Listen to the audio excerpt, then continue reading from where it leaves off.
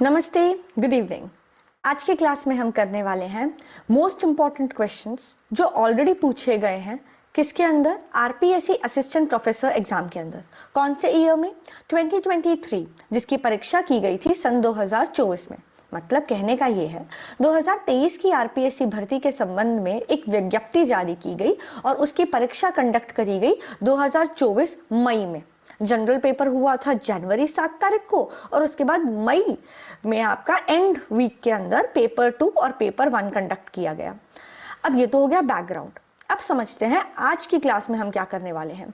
आज की क्लास के अंदर जो आपको अंडरलाइन किए हुए टॉपिक्स दिख रहे हैं ना आपकी स्क्रीन के ऊपर, ये टॉपिक्स में से क्वेश्चंस बन के आए थे। देखिए, ऐसा माना जाता है मोटा मोटा कि अगर 150 क्वेश्चंस आ रहे हैं यूनिट 1, 2 और 3 को मिला के, तो 40 to 45 क्वेश्चंस आपके एक यूनिट से होते हैं, 50 क्वेश्चंस दूसरे से, एंड रेशियो वही प्रोपोर्शनेट बेसिस पर ऊपर नीचे चलता है।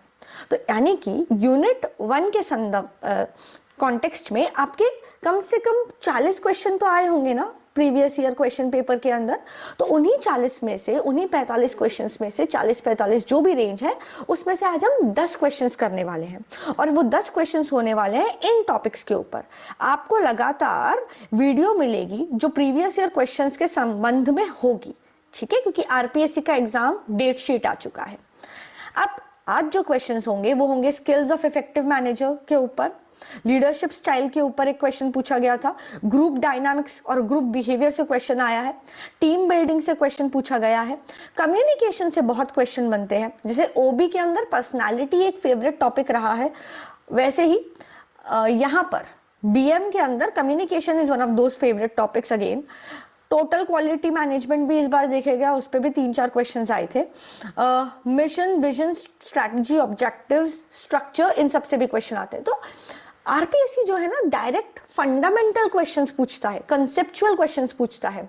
यहाँ पे एक अच्छी बात यह है कि आपको असर्शन, रीजनिंग जैसे यूजीसी नेट लेवल के क्वेश्चंस नहीं देखने को मिलते जो कि बहुत हाई लेवल के होते हैं, ठीक है, जिसमें हाई ऑर्डर थिंकिंग स्किल्स की रिक्वायरमेंट होती है। यहाँ पे आपको फंडामेंटल क्वेश्चंस जो ज्यादातर कॉन्सेप्ट से रिलेटेड है, लाइन्स बकायदा उठा ली जाती है डेफिनेशन के अंदर से और आपको बोला जाता है बताइए डेफिनेशन किसकी है। तो अगर आपका फंडामेंटल क्लियर है तो आप इजीली क्वेश्चन सॉल्व कर पाएंगे। चलिए शुरू करते हैं। 10 क्वेश्चंस जल्दी जल्दी करेंगे। सबसे पहला पैटर्न आपको बता देती हूँ। आरपीएससी के एग्जाम्स के अंदर आपको 150 क्वेश्चन आते हैं जो आपके 3 यूनिट को कवर करते हैं एक पेपर के अंदर। तो यूनिट 1, यूनिट 2, यूनिट 3, यहां जो हम कर रहे हैं वो पेपर 1 कर रहे हैं, ठीक है, जिसके अंदर ऑर्गेनाइजेशनल बिहेवियर, एचआरएम और बिजनेस मैनेजमेंट कवर हो रहा है पेपर 1। और पेपर 2 के अंदर रिमेनिंग 3 यूनिट्स आ जाते हैं, राइट। अब यहाँ पे जो है आपको एक पेपर के लिए 3 घंटा मिलता है और हर एक क्वेश्चन इक्वल मार्क कैरी करता है, जो कि आधे नंबर का क्वेश्चन, ठीक है। 0.5 मार्क्स के क्वेश्चंस आते हैं, 75 क्वेश्चंस आते हैं जो टोटल मिलके बनाते हैं 150 क्वेश्चंस आते हैं। 0.5 मार्क के 150 क्वेश्चंस आते हैं जो टोटल आपका 75 मार्क्स का सम करते हैं, right. Medium of the exam is competitive, English medium, Hindi medium दोनों में आपको क्वेश्चंस देखने को मिलते हैं। एक तरफ आपके इंग्लिश मीडियम में क्वेश्चंस आते हैं और दूसरी तरफ हिंदी मीडियम में सेम का ट्रांसलेशन आपको दिख जाता है। तो ये काफी एक प्लस पॉइंट होता है जब कभी भी आप पेपर सॉल्व करो, किसी चीज का मतलब नहीं समझ आए तो एटलीस्ट जो है हिंदी में अनुवाद जो आपको क्वेश्चंस को समझने में आसानी कर देता है, ठीक है। हाँ, ऑब्वियस सी बात है, नेगेटिव मार्किंग कॉम्पिटिटिव एग्जाम्स में देखी जाती है। चलिए, पहला क्वेश्चन है आपकी स्क्रीन के ऊपर, ये रहा जो क्वेश्चन कहता है degree to which an organisation can achieve its ends मतलब उद्देश्य एट लो कॉस्ट। हिंदी में पढ़ देती हूँ। एक संगठन कम से कम लागत पर अपने लक्ष्यों को किस हद तक प्राप्त कर सकता है उसे डैश कहा जाता है, ठीक है। तो उसे क्या बोलते हैं? आपका टाइम शुरू होता है अब, which is for 30 seconds. Just think कि करेक्ट आंसर क्या है। 30 सेकेंड्स के बाद मैं आपको स्टॉप करूंगी और आंसर बताऊंगी, ठीक है। I have a stop watch along with me, don't worry. Just think, क्या है correct answer?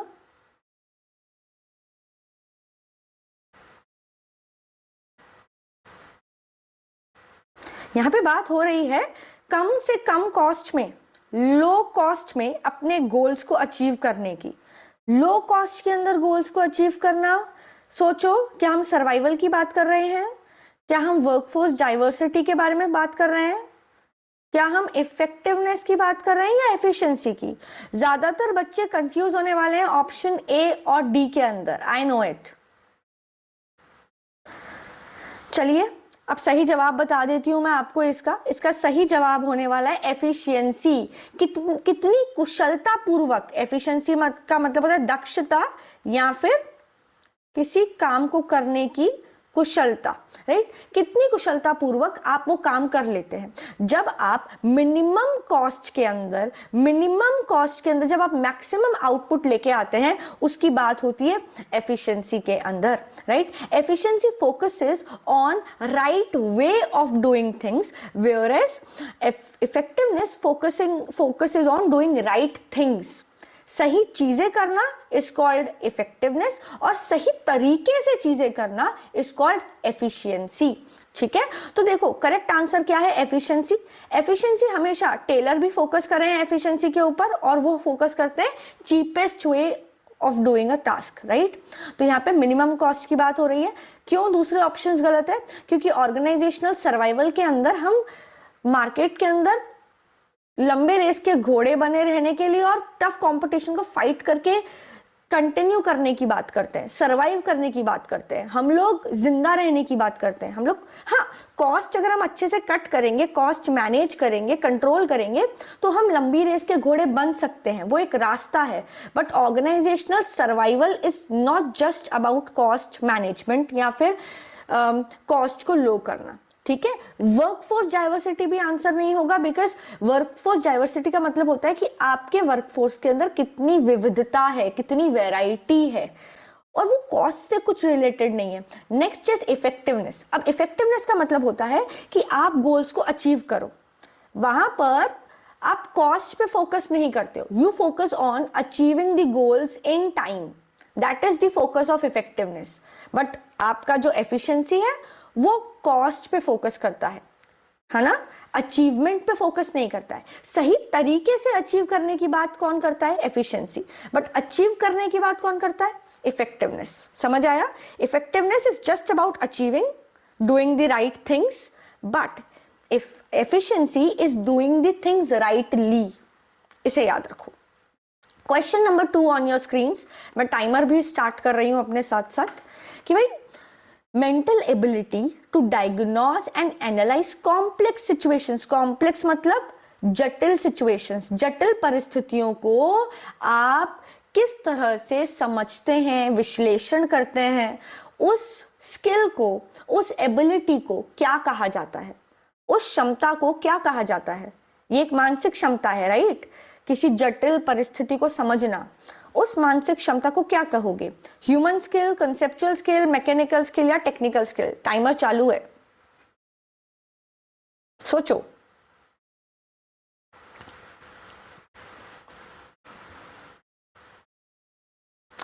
Human skill word में ही आंसर छुपा हुआ है, सोचो जरा। देखिए टाइमर खत्म हो चुका है यहाँ पे। अब देखिए, ह्यूमन स्किल का मतलब होता है लोगों से डील करने की कला, ठीक है, उसे ह्यूमन स्किल बोलते हैं। कंसेप्चुअल स्किल्स मतलब आप फंडामेंटल लेवल पर चीजों को समझने की कोशिश करने की क्षमता रखते हैं, चीजों को परखने की क्षमता रखते हैं, that is called conceptual skill. You are fundamentally very good in creating strategies, building objectives, you know, building plans, चीजें सोच समझ के काम करने की क्षमता, that is called conceptual clarity. Next is mechanical, भाई मशीन से संबंधित जो स्किल्स होती है ना, यंत्रों को चलाने की स्किल्स होती है, उसे मैकेनिकल स्किल्स बोलते हैं। और टेक्निकल स्किल्स मतलब कोई टेक्निकल काम को बहुत कुशलता पूर्वक करने की एबिलिटी को टेक्निकल स्किल कहा जाता है। तो यहाँ पे सही आंसर है आपका कंसेप्चुअल स्किल। भाई आपके पास कंसेप्चुअल क्लैरिटी है, you have fundamental clarity about कि सिचुएशंस को कैसे स्टडी करना है, सिचुएशंस को कैसे देखना है, एनालाइज करना है, प्रॉब्लम को कैसे डायग्नोस करना है, निदान कैसे करना है। इस एबिलिटी को जो यहाँ होती है ना, is called what? Conceptual skill. और ये मेनली किसके पास होती है? टॉप लेवल मैनेजमेंट के पास। देखिए जो कंसेप्चुअल स्किल है ना, वो टॉप लेवल मैनेजमेंट लेके चलता है।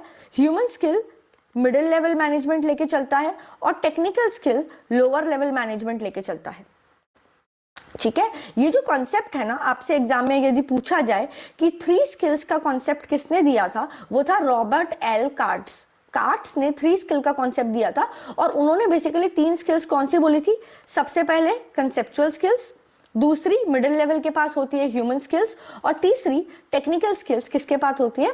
लोअर लेवल के पास। सो जैसे जैसे आप नीचे की तरफ जाएंगे, है ना, हाई प्रपोर्शन ऑफ, देखो ये तीनों स्किल्स ना तीनों के पास होना जरूरी है।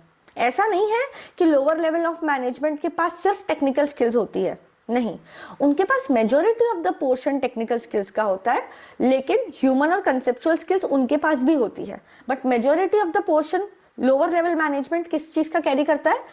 टेक्निकल का। क्यों? क्योंकि वो मशीनों के साथ टेक्निकल स्टफ ग्राउंड लेवल पे काम ज्यादा करते हैं। जब हम टॉप लेवल मैनेजमेंट की बात करते हैं तो उनके पास भी ये तीनों स्किल्स होती है, लेकिन ज्यादा अमाउंट में कौन सी स्किल होती है? कंसेप्चुअल। ठीक है, बिकॉज वो कंसेप्ट्स पे काम करते हैं, वो डिसीजन मेकिंग ज्यादा करते हैं, उनका एनालिटिकल क्रिएटिव पार्ट ज्यादा काम करता है, यहाँ पे कॉग्निटिव पार्ट। ठीक है, एंड उसके बाद ह्यूमन स्किल्स, क्योंकि यहाँ पे मिडिल लेवल मैनेजर टॉप से भी डील कर रहा है, लोअर से भी डील कर रहा है, और ज्यादातर उसका काम इंसानों से पड़ता है, इंसानों को मैनेज करना, लिंकिंग पिन का काम करता है वो, इसलिए उसको ह्यूमन स्किल ज्यादा लगती है। क्लियर है ये बात? ठीक है, स्किल तीनों के पास होती है, लेकिन कौन सा प्रपोर्शन कौन से लेवल के पास ज्यादा है मैंने आपको वो बताया, और ये कॉन्सेप्ट किसने दिया था? कार्ट्स ने दिया था। नेक्स्ट क्वेश्चन, टाइमर में चालू कर चुकी हूं। ठीक है, what is the correct explanation of group cohesion?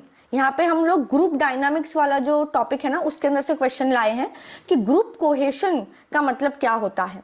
ठीक है, सबसे पहले मतलब इसने बोला है कि भाई actions to separate themselves from organisation, मतलब आप खुद को बीइंग अ ग्रुप ऑर्गेनाइजेशन से अपने आप को अलग करना चाहते हो क्या?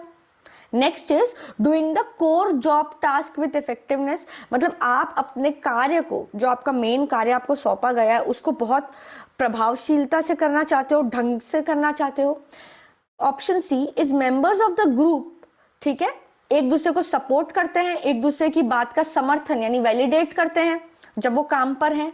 और तीसरा, आपके काम की क्वांटिटी और क्वालिटी, ठीक है, कितनी मात्रा में काम कर रहे हो, किस गुणवत्ता से काम कर रहे हो, जो आउटपुट आ रहा है उसकी बात कर रहे हैं, यानी आपके आउटपुट की, आपके काम की क्वालिटी और क्वांटिटी की यहाँ बात की जा रही है। जस्ट इमेजिन और think what should be the correct answer, option A, B या सी?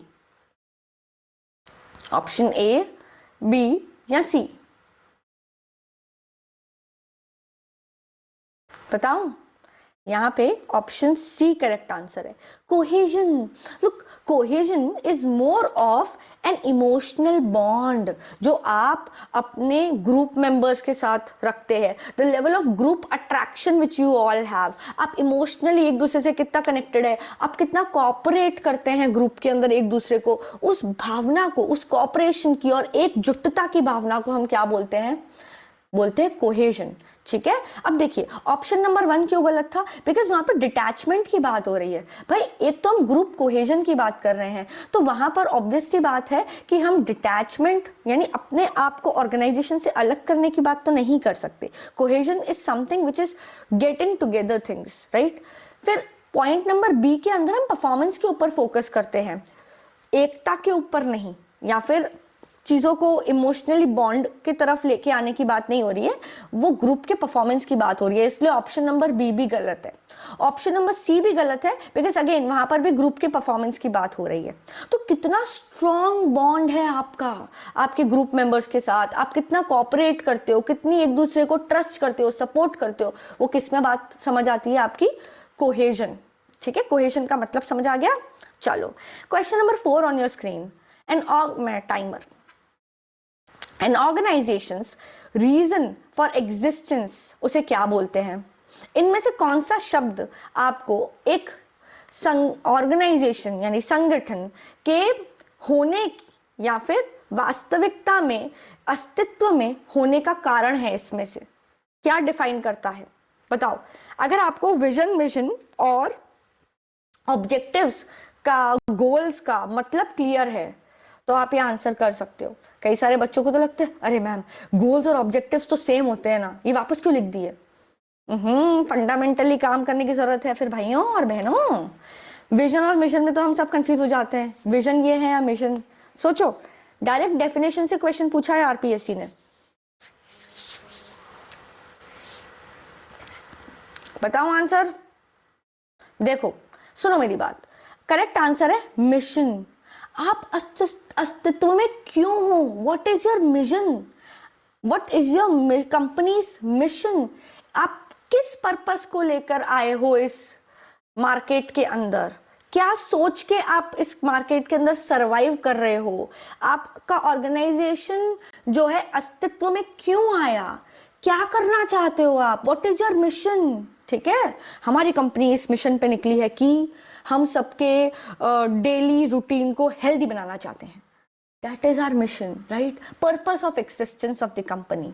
ठीक है, सो व्हाई इट एग्जिस्ट, वो क्या करती है, किसके लिए काम करती है, हेल्दी बनाने का काम कर रही है, लोगों के को हेल्दी बनाने का काम कर रही है, और इसलिए हम एग्जिस्ट करते हैं। सो मेन बेसिकली ये आपके होने का पर्पस और आपकी कोर एक्टिविटीज को डिफाइन कर देता है, दैट इज कॉल्ड मिशन। अब गोल्स और ऑब्जेक्टिव में फर्क समझते हैं। गोल और ऑब्जेक्टिव, गोल जो होता है ना वो ब्रॉडर टर्म होता है, मेरा लक्ष्य है कि, that is broader term. But उसी चीज को जब हम कंसाइज मेजरेबल चीज में डिफाइन करते हैं ना, उसे हम ऑब्जेक्टिव बोलते हैं, उसे हम क्या बोलते हैं, objective. So objective is more narrowed down, more concised, more precise and measurable. Clear. अब देखते हैं विजन। ठीक है, देखिए विजन का मतलब है कहां जाना है, विजन इज दूर की बात, आप कहां जाना चाहते हो, what is your vision in next 10 years, what is companies vision in next 50 years। Company कहां जाना चाहती है, जाना कहां जाते हो, कहां तक दृष्टि जा रही है, मैं वहां जाना चाहता हूं, तो that is called vision. What company wants to become in future, what is your vision being an assistant professor in academic system. समझ आया, विजन। मिशन और विजन अलग है। मिशन इज मेरा पर्पस, मेरे होने का पर्पस, और विजन मुझे क्या बनना है। ठीक है, कहां जाना है। ठीक है, question number 5 on your screen, मैं टाइमर अभी ऑन कर देती हूं। Which of the following is not a behavioural theory of leadership. इनमें से कौन सी बिहेवियरल थ्योरी नहीं है। ट्रेट, ओहियो, मिचिगन या ब्लेक एंड माउंटेन सॉरी, सोचो।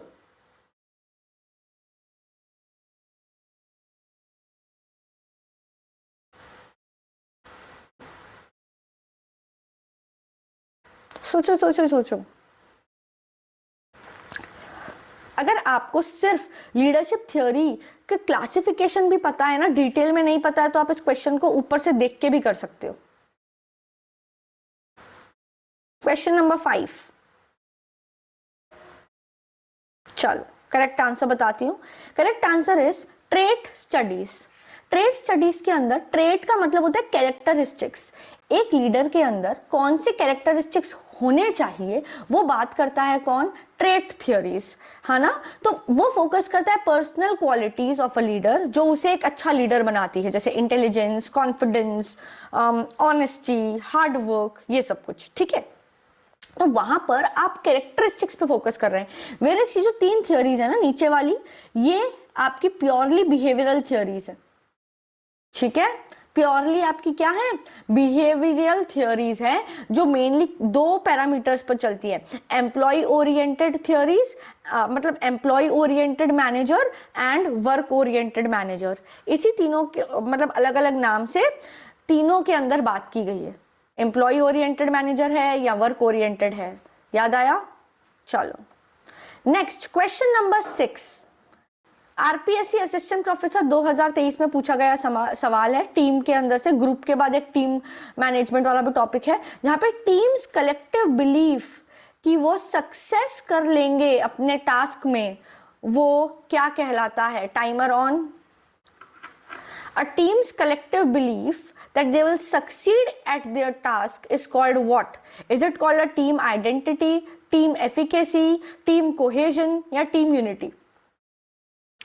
Team cohesion, team unity. अरे मैम अभी तो आपने टीम कोहेजन समझाया, वो और टीम यूनिटी सेम ही है। सेम सेम बट डिफरेंट, है ना। सेम, थोड़े बहुत सेम है बट मतलब अलग है। टीम थोड़े बहुत मतलब अलग है, ठीक है। प्लीज ध्यान से देखिए और बताइए।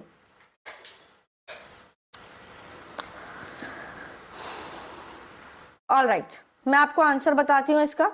इसका आंसर होगा एफिकेसी, ठीक है। समझो एफिकेसी का मतलब क्या होता है कि आपकी टीम को, आपके टीम मेंबर्स को अपने टीम के ऊपर कितना कॉन्फिडेंस है, कितना भरोसा है अपनी एबिलिटीज के ऊपर, कि हम सब इतने कुशल हैं, इतने सक्षम हैं कि अपन सब मिलकर ये टास्क कंप्लीट कर ही लेंगे। That is called team efficacy. अपने आप पर एक कॉमन बिलीफ, एक ट्रस्ट कि हम सब कर लेंगे, that is called what, that is called team efficacy.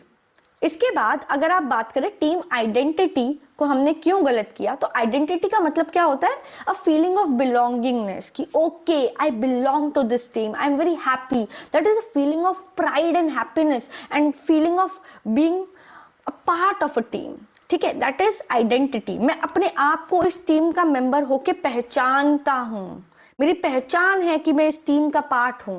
जैसे for example KL Rahul is being identified as a member of Indian team, है ना। That is the feeling of belongingness and pride for him, right. Next is team cohesion.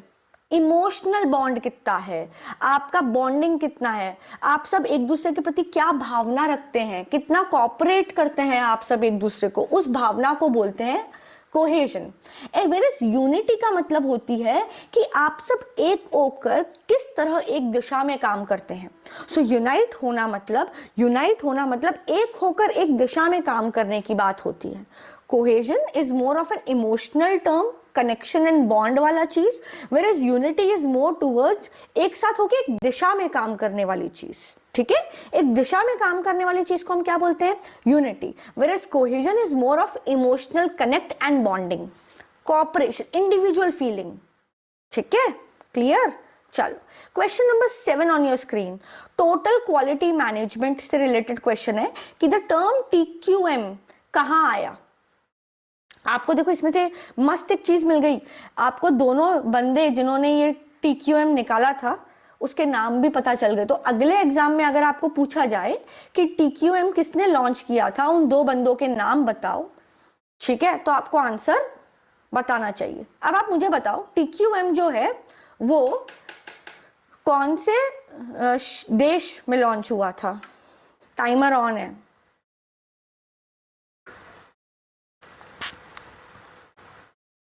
Total quality management कौन से देश में launch हुआ था, Deming and जुरान के द्वारा।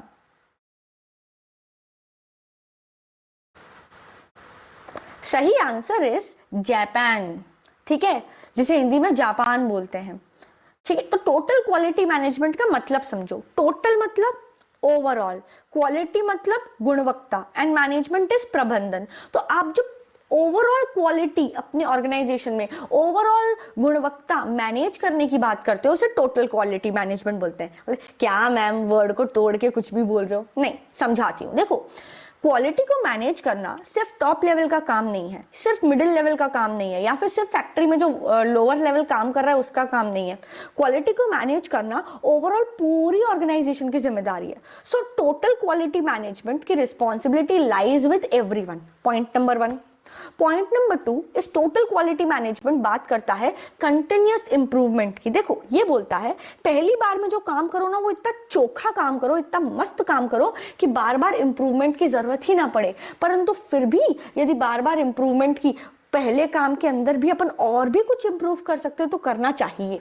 हमेशा अपने काम को चोखा तो करो, लेकिन अगर जरूरत पड़े कंटिन्यूअस इंप्रूवमेंट की तो करते रहो, बिकॉज कंटिन्यूअस इंप्रूवमेंट करने से at the end of the day आपका कस्टमर हैप्पी होता है। और अपना काम यही है कि कस्टमर सेटिस्फैक्शन को सुप्रीम पे रखा जाए, ठीक है। तो आओ देखो डेमिंग का पूरा नाम क्या है, W एडवर्ड्स। कहाँ गया ये पेन, हाँ, डेमिंग का पूरा नाम है डब्ल्यू एडवर्ड्स डेमिंग और जोरान का नाम है जोसेफ। आपको लास्ट वर्ड्स भी याद होंगे तो चलेंगे। इन लोगों ने ना वर्ल्ड वॉर 2 के बाद जापान को वापस से खड़ा करने के लिए ये टोटल क्वालिटी मैनेजमेंट का कॉइन किया था टर्म, और इन लोगों ने जो है टोटल क्वालिटी मैनेजमेंट से जापान को काफी बेनिफिट भी हुआ। उधर रैपिड इंडस्ट्रियलाइजेशन आया था after world war 2। Total quality management को आप एक टर्म से याद कर सकते हो, that is called continuous improvement. अगर आपको कुछ भी याद नहीं आए और क्वेश्चन के अंदर कंटिन्यूअस इंप्रूवमेंट लिख रखा है, इसका मतलब है total quality management. Continuous improve करोगे तो आपकी क्वालिटी इंप्रूव होगी, क्वालिटी इंप्रूव होगी तो आप बेस्ट क्वालिटी की तरफ जाओगे, और बेस्ट क्वालिटी की तरफ जाओगे तो आप कस्टमर सेटिस्फैक्शन की तरफ जाओगे। काम शुरुआत से ही चोखा करो, लेकिन उसको भी इंप्रूव करते रहो। ऐसा नहीं कि पहले जैसे तैसा काम कर दिया, नहीं, स्टार्टिंग भी अच्छी होनी चाहिए और उस काम को कंटिन्यूअसली इंप्रूव भी करना चाहिए। That is called TQM। ठीक है, चलो नेक्स्ट हम सबके ऊपर ये एग्जाम्पल बना हुआ है। हमारी मम्मियों का तो ये फेवरेट क्वेश्चन है। ठीक है, देखो question number 8 on your screen, और इस पे अपन ज्यादा टाइम वेस्ट नहीं करेंगे, टाइमर ऑन है। Delaying, postponing, putting of the work in the office and engaging yourself in pleasurable activities, यानी कि कार्यालय में काम को टाल देना, स्थगित कर देना, और जिस काम में आनंद मिल रहा है उस काम को करने के लिए चले जाना, उसे क्या बोलते हैं? क्या उसे प्रायोरिटाइजेशन बोलते हैं, टाइम ऑडिटिंग बोलते हैं, डेलीगेशन बोलते हैं, या प्रोक्रेस्टिनेशन बोलते हैं? ठीक है, क्या बोलते हैं उसे? आप सबको पता चल ही चुका होगा अपन किस चीज की बात कर रहे हैं। क्वेश्चन में ही आंसर है। टालम टोल कर रहे हैं ना हम काम को, भाई जरूरी काम को या तो पोस्टपोन कर दे रहे हैं, या ठीक है थोड़ा देर से करूंगा, अभी मूड नहीं है ना। So this is what procrastination, right. हम टाल रहे हैं क्योंकि अभी हमारा मन नहीं है, मम्मी मन नहीं है बाद में पढ़ लेंगे, मन नहीं है PYQ बाद में लगा लेंगे, मन नहीं है अभी, प्रोक्रेस्टिनेट कर रहे हो। क्या देख रहे हैं? इंस्टाग्राम रील्स देख रहे हैं, यूट्यूब शॉर्ट्स देख रहे हैं। तो what is that? Pleasurable activities कर रहे हैं जिसमें हमें प्लेजर मिल रहा है, और इंपॉर्टेंट टास्क को अवॉइड कर रहे हैं। तो अब यहाँ पे मैम 3 आपको ये वर्ड्स के मतलब पता होने चाहिए। ठीक है, चलो 3 वर्ड्स का मतलब समझो। प्रायोरिटाइज करना मतलब प्राथमिकता देना। अगर आपके पास दिन में 10 काम हैं तो आप उनको प्रायोरिटी दोगे 1 से लेके 10 नंबर पर। 1 मोस्ट इंपॉर्टेंट, 2 उससे कम इंपॉर्टेंट, 3 उससे थोड़ा और कम इंपॉर्टेंट, 4 थोड़ा और कम important, and 10 the least important. So आप अपने दिन के दिनचर्या में टॉप 10 काम को लिस्ट वाइज ऑर्गेनाइज करते हो। For example, I am just given example. So आप क्या कर रहे हो? अपने काम को प्रायोरिटाइज कर रहे हो, ऑर्डर में सेट कर रहे हो। हाईएस्ट इंपॉर्टेंट काम टॉप पर, फिर मिडिल एंड देन लीस्ट। मैं अपने दिनचर्या के अंदर यूजुअली क्या करती हूँ, 3 कैटेगरी ऑफ काम बनाती हूँ, A, B, C। A category काम जिसे मुझे आज के आज करना है, बी कैटेगरी काम मॉडरेटली इंपॉर्टेंट जिसे मैं ठीक है टाल सकती हूँ, और सी कैटेगरी काम बहुत लीस्ट इंपॉर्टेंट जिसके लिए मेरे पास अच्छा खासा बफर टाइम पड़ा है। ए अर्जेंटली इंपॉर्टेंट। तो ये क्या हो गया, मैंने प्रायोरिटाइज किया अपने दिन में अपने काम को, that is called prioritisation. Next is time auditing. Audit का मतलब क्या होता है? चेक करना। टाइम ऑडिटिंग मतलब ये देखना कि आपका मेजोरिटी ऑफ द टाइम खप कहाँ रहा है, where is your time being used, क्या कर रहे हो ऐसा। ठीक है, so where and how is time being spent, इसका डीप विश्लेषण करना, एनालिसिस करना is called time auditing. Last is delegation. Delegation का मतलब होता है अपने काम को आगे किसी को असाइन कर देना ताकि आपकी मदद हो सके, थोड़ा सा काम का लोड आपसे कम हो सके, इज कॉल्ड डेलीगेशन। ठीक है, चलो next, grape wine communication. Grape wine communication जो है वो किस चीज से संबंधित है? Very important. अगर आपने कम्युनिकेशन पढ़ा है तो कम्युनिकेशन के अंदर टाइप्स ऑफ कम्युनिकेशन का क्वेश्चन उठा दिया है सीधा, एंड ग्रेप वाइन तो कई सारे एग्जाम्स में पूछा गया है, UGC नेट, RPSC, MPPSC, ठीक है, सेट एग्जाम्स में सब में पूछा जाता है। जल्दी बताओ, ग्रेप वाइन कम्युनिकेशन। ठीक है, ग्रेप्स की तरह कम्युनिकेशन।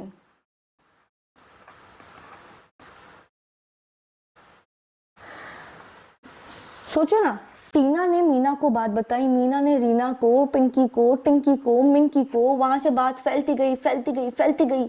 गॉसिप्स कैसे फैलती है, रूमर्स कैसे फैलती है, ग्रेप वाइन एक दूसरे को बताता है। वो लड़कियां नहीं होती, देख प्लीज, हाँ इसने मुझे बताया है बहुत विश्वास करके, प्लीज आगे बात मत पास ऑन होने देना। वो उसको बताती है, फिर वो बोलती है देख मुझे भी बहुत विश्वास से बताया है, उसने मुझे कसम दी है, प्लीज किसी को मत बोलना।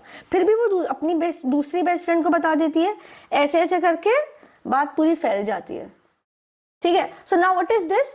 दिस इज इनफॉर्मल कम्युनिकेशन, अनौपचारिक कम्युनिकेशन। ठीक है, it is a type of unofficial communication. देखो अपवर्ड कम्युनिकेशन क्या होता है? अपवर्ड मतलब कोई सबऑर्डिनेट है, वो अपने सीनियर को कोई इंफॉर्मेशन पास ऑन कर रहा है। जैसे मैं अपने ऊपर जो एसोसिएट प्रोफेसर्स काम करते हैं उनसे बात करना चाहती हूँ और कम्युनिकेट कर रही हूँ कुछ, तो that is called upward communication, है ना। जैसे कोई जूनियर मैनेजर सीनियर मैनेजर को कुछ बात पहुंचा रहा है ऊपर के डायरेक्शन में, जो उससे ऊपर हायरार्की में है उससे बात कर रहा है, अपवर्ड कम्युनिकेशन।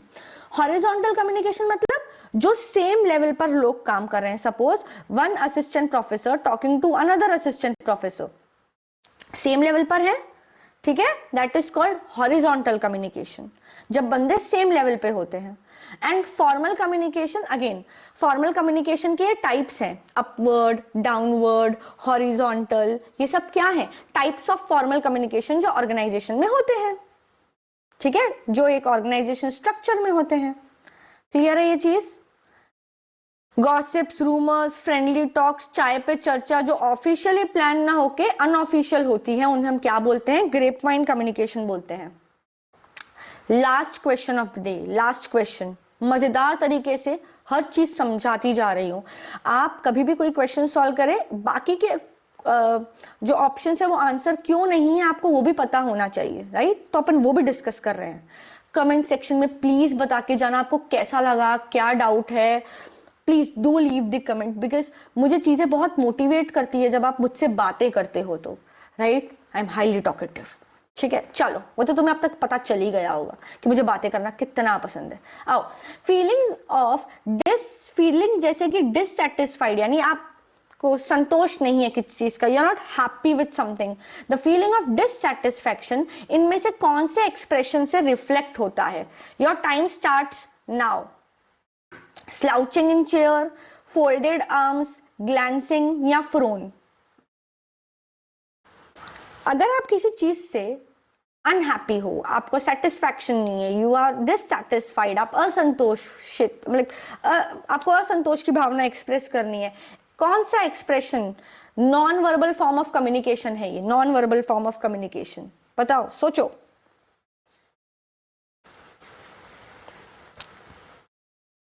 बताऊं आंसर? मस्त है, सुनना। Correct answer is frowning. ठीक है, अपन फ्रोन करते हैं ना जब अपने ना ये आईब्रोज दोनों ऊपर हो जाती है, सिर पे चिंता की लकीरें दिखने लगती है, और हम फ्रोन में ऐसे किसी चीज से we are not happy at all और यूं करके एक्सप्रेशन देते हैं। This is nothing but frowning. ठीक है, यहाँ पे जो लाइंस बन जाती है और आंख, ये ब्रोज आप दोनों अपनी ऊपर कर देते हो, दिस इज कॉल्ड फ्रोनिंग। तो ये आप डिससैटिस्फैक्शन जब एक्सप्रेस करते हो ना तब करते हो ऐसे। ठीक है, so now What are the other three options? Slouching in the chair, देखो ये अपन पढ़ाई करते वक्त स्टडी टेबल पर, मेरी तो कभी कभार यही हालत होती है। ठीक है, दिस इज कॉल्ड स्लाउचिंग। पूरे ले ऐसे लंबे पाँव कर देना, और मम्मी फिर आके बोलती सही से बैठ। ऐसे तरीका होता है, लड़कियां ऐसे नहीं बैठती। लड़कियां दोनों को ऐसा नहीं बैठना चाहिए मम्मा। हाँ, फिर मैं बोलती हाँ ओके ओके। चलो, स्लाउचिंग इन चेयर लेजीनेस दिखाता है ये आपकी। ठीक है, कि आप थक गए हो, very lazy and tired, tiredness reflect करता है। Folded arms, folded arms is जब कोई आपसे बात कर रहा है, आप ऐसे, हाँ बताओ, सुन रही हो बोलो, ऐसे करके जब आप फोल्डेड आर्म्स करके किसी से बात करते हो ना, दिस शोज कि आप उसकी बात सुनने में बिल्कुल इंटरेस्टेड नहीं हो, और अगर आप उसकी बात सुन भी रहे हो तो यू आर लिसनिंग इन अ वे कि अब मैं देख बदले में क्या बोलती हूँ, सुनना अब तू। Defensiveness, you are not ready to listen what he is trying to convey, बस सुन रहे हो, डिफेंड करोगे आप, पक्का कुछ ऐसा स्टेटमेंट दोगे कि वो बोलेगा कि नहीं मैं सही हूं तुम गलत।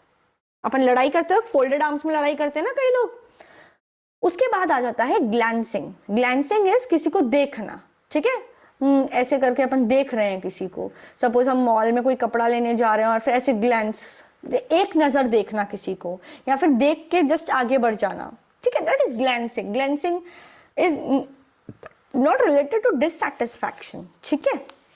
सो correct answer is frown. I hope आप सबको ये वीडियो पसंद आया, अच्छा लगा तो प्लीज लाइक करिएगा, कमेंट सेक्शन में बताइएगा, बिकॉज मैंने अपनी इंटरैक्टिवनेस को हमेशा हाई रखा है ताकि पढ़ाते वक्त और पढ़ते वक्त मजा आए, बोरिंग ना लगे, रट्टू तोता नहीं बनना है, ठीक है, पढ़ाना है और आगे चल के एक अच्छा असिस्टेंट प्रोफेसर बनना है, ठीक है। चलो, thank you so much. Like, share, subscribe, और प्लीज अगर आप किसी टेलीग्राम ग्रुप में जुड़े हुए हैं जहाँ पे आप बच्चों से नेट का कंटेंट ऐसा सब कुछ शेयर करते हैं, तो प्लीज उन तक ये वीडियो पहुंचाइए। अगर आपको लगता है कि genuinely I teach good and और लोगों को जोड़ना चाहिए, तो प्लीज जुड़िए मेरे साथ, पढ़ते हैं हम साथ में और आरपीएससी की तैयारी करते हैं। Bye bye.